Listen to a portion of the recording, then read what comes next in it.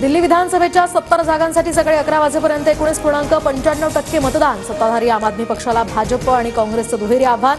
8 तारखेला निकाल लागणार.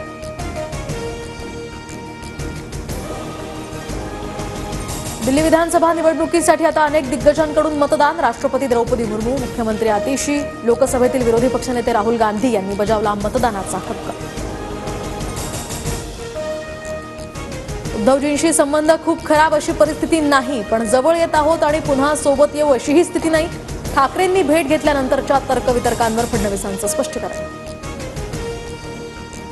व्यक्तिगत संबंध जपणं ही महाराष्ट्राची परंपरा. फडणवीसांच्या ठाकरेंवरच्या वक्तव्यावर संजय राऊतांची प्रतिक्रिया. आष्टी उपसा सिंचन योजनेचं आज मुख्यमंत्री फडणवीसांच्या हस्ते उद्घाटन होणार. अजितदादांना सुद्धा कार्यक्रमाचं निमंत्रण. तर डोळ्याच्या ऑपरेशनमुळे धनंजय मुंडे मात्र गैरहजर राहणार.